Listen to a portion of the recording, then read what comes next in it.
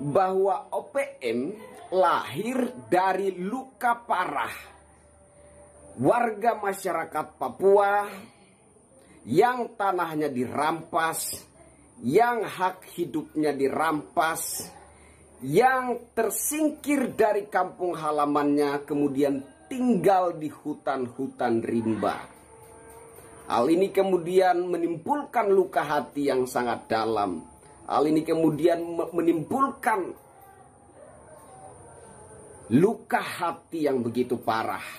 Sehingga untuk merangkul OPM agar mereka turun gunung, kembali ke pangkuan Ibu Pertiwi, memang membutuhkan proses dan waktu yang tidak pendek.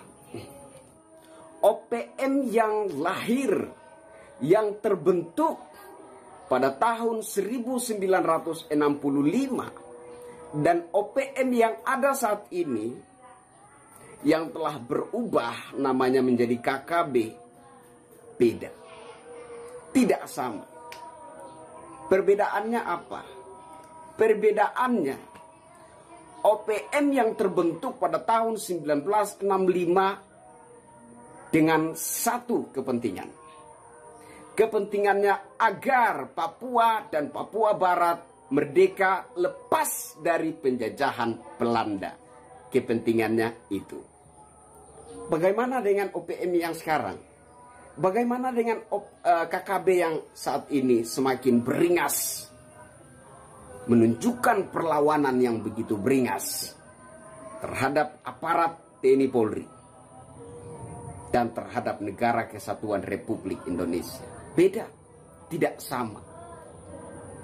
OPM yang terbentuk pada tahun 1965 kepentingannya adalah agar supaya Papua bebas lepas dari penjajahan Belanda. OPM yang ada saat ini, KKB yang ada saat ini, kepentingannya telah disusupi oleh kepentingan asing.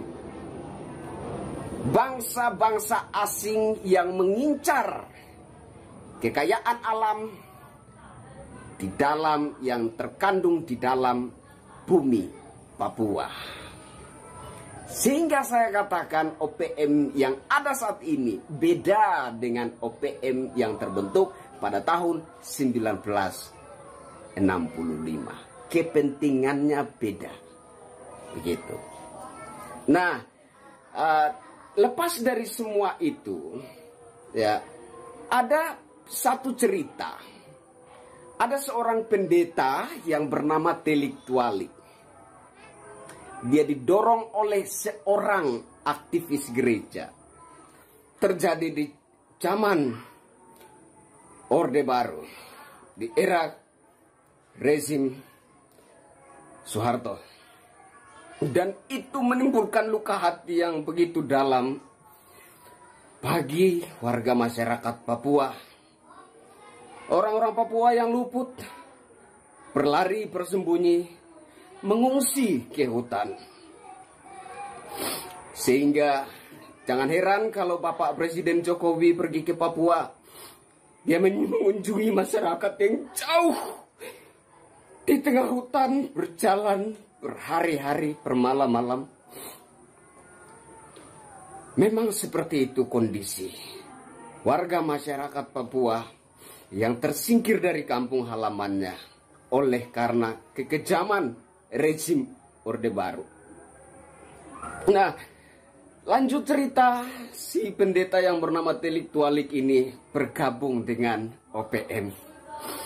Dan dia ikut dalam aksi-aksi separatis OPM. Sampai beberapa tahun yang lalu dikabarkan bahwa Telik Tualik telah meninggal dunia, wafat tertembak. Saudara sebangsa dan setanah air,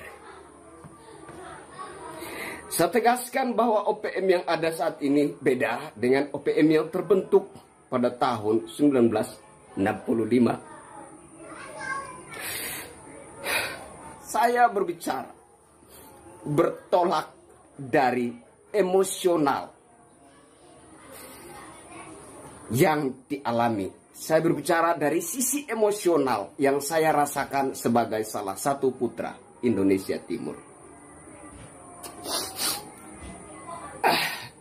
Ketika saya menanggapi isu Papua Merdeka, saya sedikit menyinggung persoalan Timor Leste. Dan hal ini juga membuat saudara-saudara di Timor Leste tersinggung dengan apa yang saya paparkan. Ya, waktu itu saya katakan, jangan sampai Papua menyesal sama seperti warga masyarakat Timor Leste saat ini menyesal karena telah lepas dari Negara Kesatuan Republik Indonesia. Ketika Presiden Jokowi melakukan kunjungan ke Timor Leste, ada satu ungkapan yang cukup menyentuh, mengharukan hati kita. Warga negara Timor Leste mengatakan, kalau dulu Indonesia punya presiden seperti Insinyur Haji Joko Widodo, tidak mungkin kami mau lepas dari Negara Kesatuan Republik Indonesia. Jadi saya berbicara atas data yang saya tahu. Saya tidak bermaksud menyinggung saudara-saudara yang ada di Timor Leste. Tidak. Saya berbicara berdasarkan data yang ada. Bahkan ada seorang saudara dari Timor Leste chat pribadi dengan saya, kemudian mengecam saya, katanya saya tidak boleh menyinggung-nyinggung tentang Timor Leste. Saya katakan, saya berbicara melihat merujuk dari berita yang saya lihat, bahwa warga negara Timor Leste sempat mengungkapkan penyesalannya lepas dari Indonesia. Itu fakta ya. Dan kemudian setelah Timor Leste lepas dari Indonesia, saya menyinggung ketika saya bicara tentang isu Papua Merdeka, saya menyinggung ini.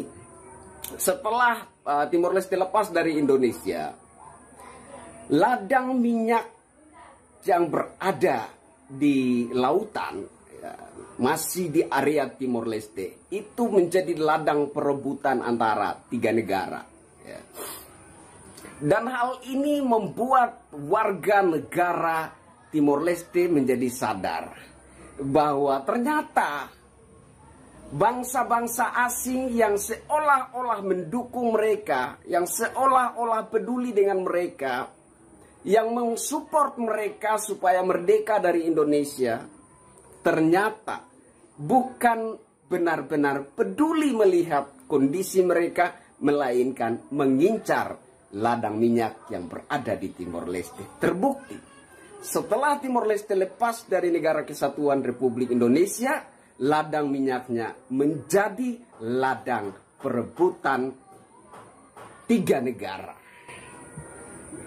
Ini yang saya maksudkan ketika saya menanggapi isu Papua Merdeka. Saya tidak mau itu terjadi karena saya paham bangsa-bangsa asing yang terkesan mendukung Papua untuk merdeka lepas dari Indonesia, yang mereka incar adalah 9 jenis kekayaan alam yang ada di dalam perut bumi